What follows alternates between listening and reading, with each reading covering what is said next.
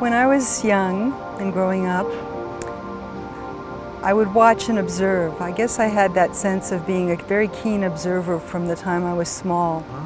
And I would notice how the life was for my family members and for my society, mostly for my family members, and how difficult and what a struggle it always seemed.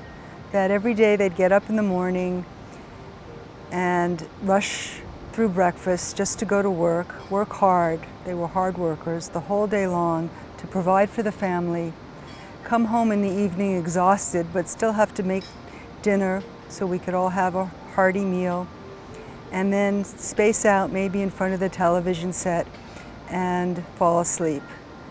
And the next day it would start all over again. Oftentimes on the weekends there was some more social interaction, maybe a dinner out, visit of family members. But this is how the life was. And from that young age, I observed this and I thought, there really has to be something more to life than this.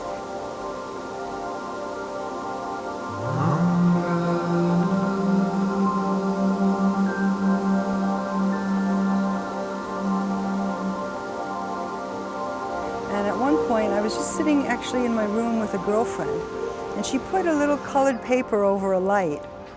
And somehow that changed the atmosphere in the room, and something clicked that there is a state of awareness. I didn't think of this as a child, but I had a direct experience that there's a state of consciousness that's not just based on what people are doing or saying or living or their struggles or their successes or their failures, but there's actually a state of peace that we can tune into right now, right here, regardless of anything else that's going on.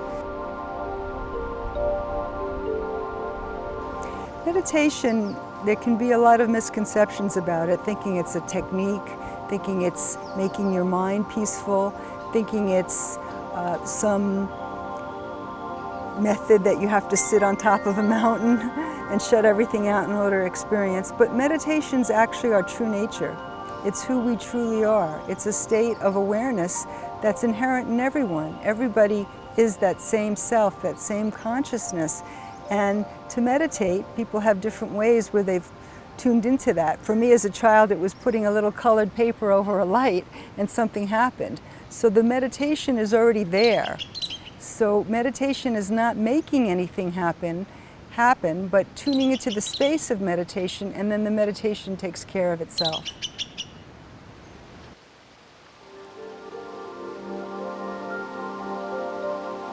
So I would notice in my counseling practice that someone would come in, and usually for the first session, maybe the first two sessions, they'd talk about all their problems. This is a problem and that's a problem, and how I can't overcome this, and what do I do about this, and how do I deal with that. And I would let them speak. But I would know from my own experience and the depth of my meditation that the solution wasn't from trying to figure it out with your mind. That would only go so far, that I am this way because of this situation and I need to change this or I need to change that. I became aware in my own meditation practice that there was a state of consciousness where you feel easy and peaceful regardless of what the problem is. And that the solution actually comes from that quiet space of peace rather than from the mental churning of trying to figure out a solution. So very quickly then I would lead them to that space of meditation, and I'd find as if a miracle would happen. Because now, rather than them dwelling on their problems, thinking they had no solution, all of a sudden it would be like a light bulb went off, and this aha would happen, where they'd say, oh, right now I can experience the peace of my own true self, who I am right now.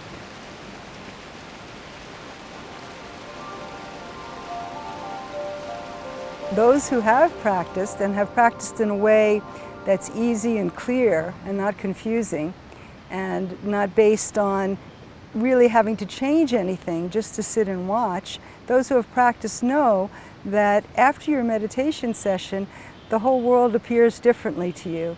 And all those things that you thought were problems and sometimes insurmountable for some time you get some clarity about them, and you no longer have to struggle, but the insights come on how to deal with every situation in your life, not from you trying to figure it out, but from you tuning in to where the solution really lies. And that comes from that easiness that's there as if beneath the situation. Like we talk about the canvas that's there at the back of the painting.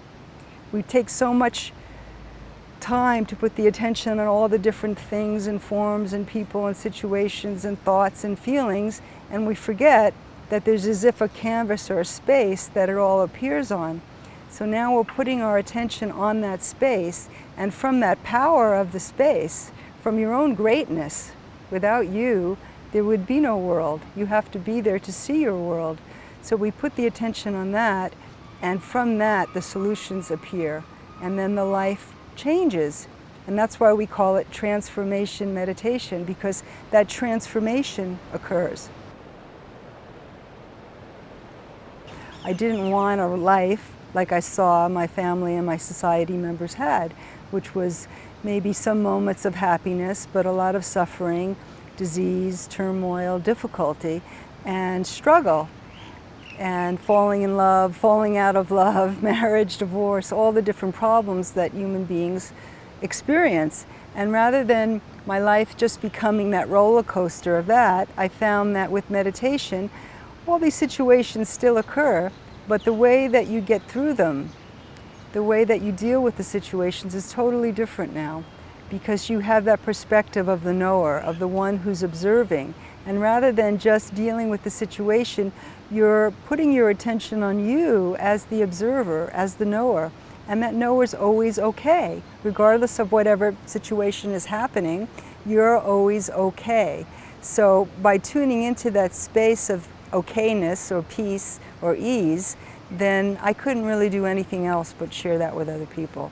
So this is how transformation meditation was born, and how transformation meditation continues to transform the lives of anyone who wants to take the time, and it doesn't take a lot of time, even just a few minutes every day, to tune in to that true nature, that peace, that joy, that ease, that really is our birthright, and come to know that and experience that, and then naturally you'll share it with others.